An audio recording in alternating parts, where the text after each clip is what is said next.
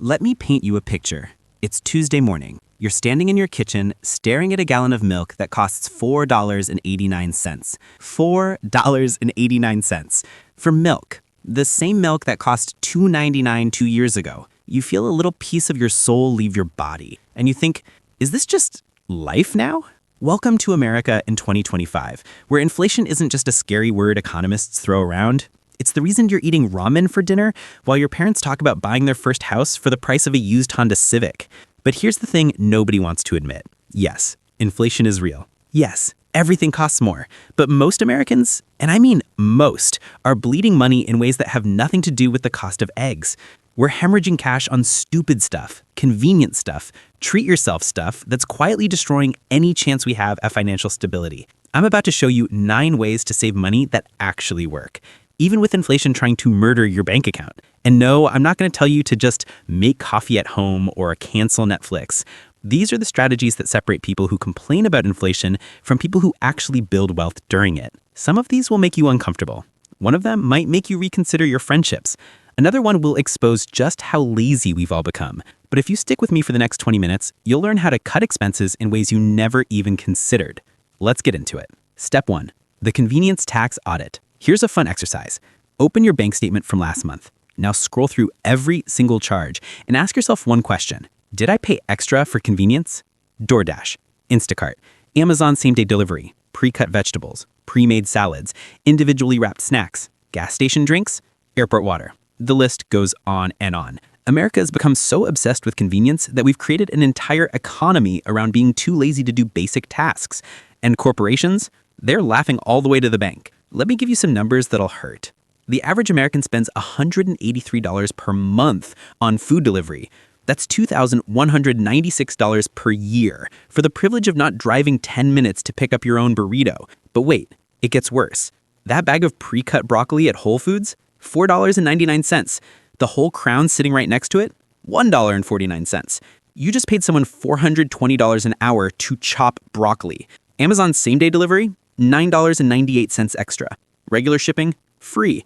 You paid $10 to get your phone charger 47 hours earlier.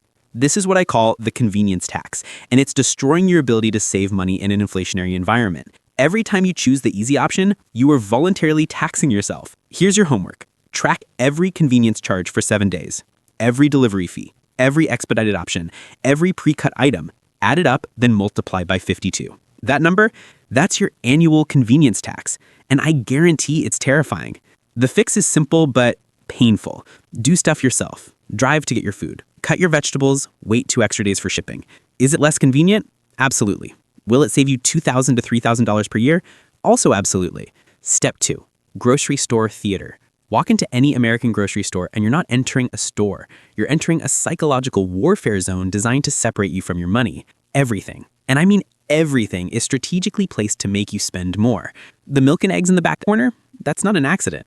They want you to walk past 47 aisles of impulse purchases just to get your basics. The candy at the checkout line?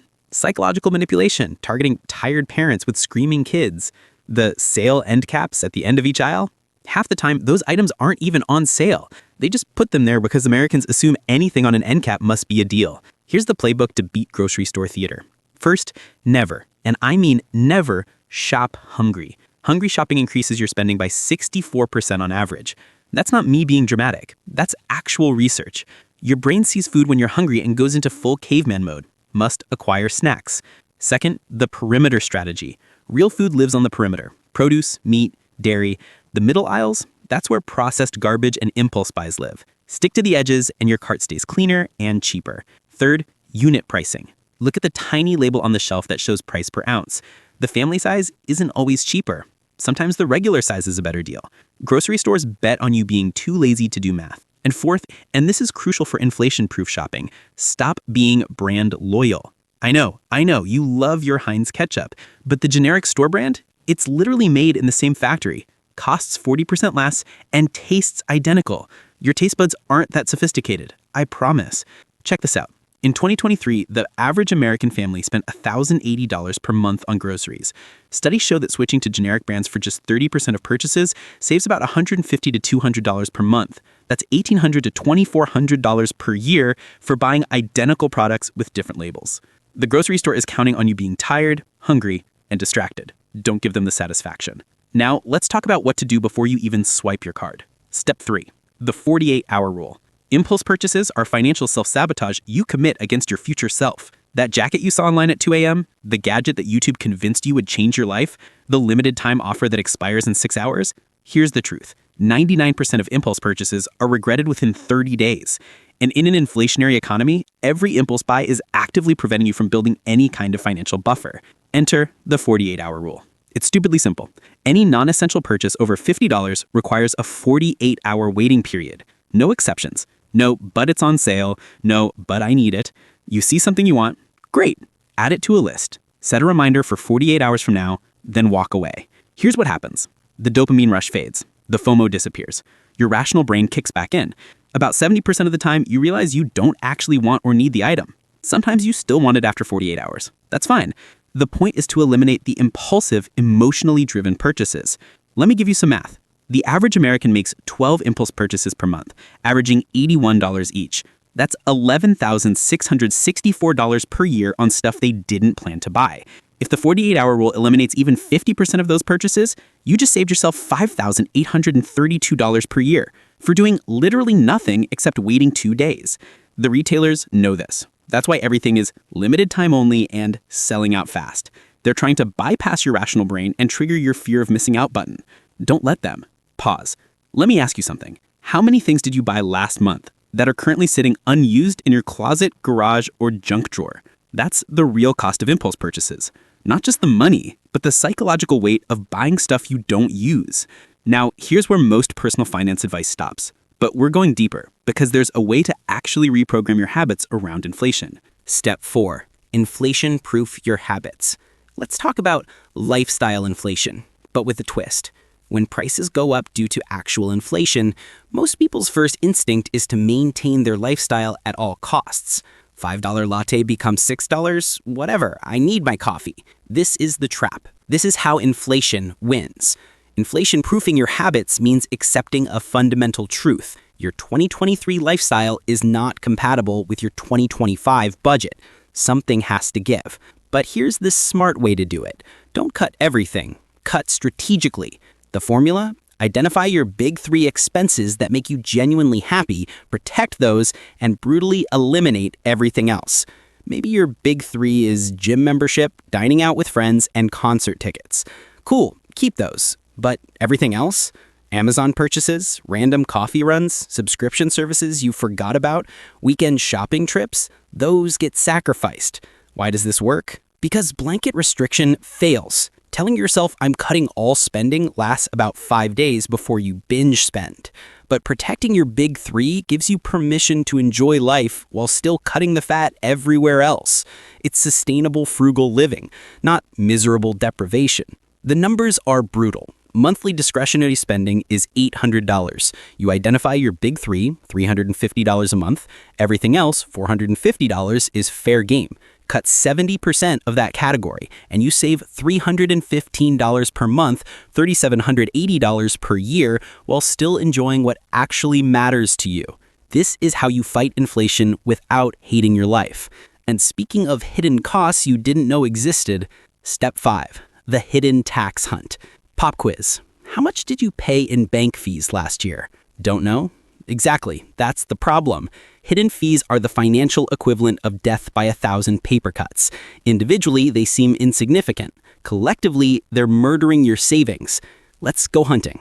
Bank fees. Monthly maintenance, $144 per year. Overdraft fees, $250 per year average.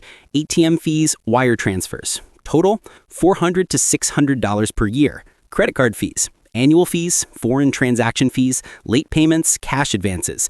If you're carrying a balance, add 18 to 25% APR on top. Subscription fees you forgot about. That gym membership you haven't used in 8 months, still charging you. The free trial you forgot to cancel, now $14.99 per month. Hidden charges. Hotels add resort fees that turn your $150 room into $217 at checkout. Concert tickets become $127 after convenience fees. Here's your action plan. Pull up 6 months of statements, mark every single fee. Add them up. That number is your annual hidden tax. And unlike actual taxes, you can eliminate almost all of it. Switch to a no-fee bank, set up autopay, use in-network ATMs only, cancel unused subscriptions, book hotels with no resort fees, buy tickets directly from venues. In 2023, the average American paid $1,200 to $1,500 per year in avoidable fees. That's not inflation. That's just carelessness. Cut expenses by hunting down every hidden fee like it personally insulted your mother. If you're still here, you're ahead of 87% of Americans who clicked away after 30 seconds. That tells me you're serious about personal finance and actually want to save money, not just complain about inflation. Respect. If you're finding this helpful, hit that subscribe button. More videos like this coming your way. Now let's talk about something completely counterintuitive. Step 6, the broke day strategy. This is going to sound insane, but hear me out. You need to be intentionally broke 1 or 2 days per week. Not actually broke, deliberately, strategically broke. Here's how it works. Pick 1 or 2 days every week where you spend exactly $0. No coffee runs, no lunch delivery, no, just one thing from Target. Zero. Nada. Nothing. You eat what's in your fridge, you drink water from the tap, you entertain yourself with free stuff. Books you already own, streaming services you're already paying for, walks outside, calling friends. Why does this work? Because it gamifies frugal living in a way that actually feels achievable. Most budgeting advice is exhausting. Track every expense, use this complicated app, create 17 different spending categories. It's like being asked to do homework forever. But a no-spend day? That's simple. That's binary. You either spent money or you didn't. Success or failure. It's measurable and weirdly satisfying. Plus, it forces you to confront how much you unconsciously spend on tiny purchases throughout the day. That $3 coffee, that $8 lunch add-on, that $12 impulse buy at CVS. Individually insignificant, but 2 days per week of eliminating those, you just saved $1,500 to $2,500 per year. Here's the psychology. When you know Monday and Thursday are your broke days, you start planning around them. You meal prep on Sunday. You brew coffee at home Monday morning. You pack lunch Thursday. It creates structure without feeling like punishment. And here's the bonus. It makes the other 5 days feel more abundant. You're not restricting yourself 24/7. You're strategically choosing discipline 2 days per week, which makes spending on the other days feel intentional, not guilty.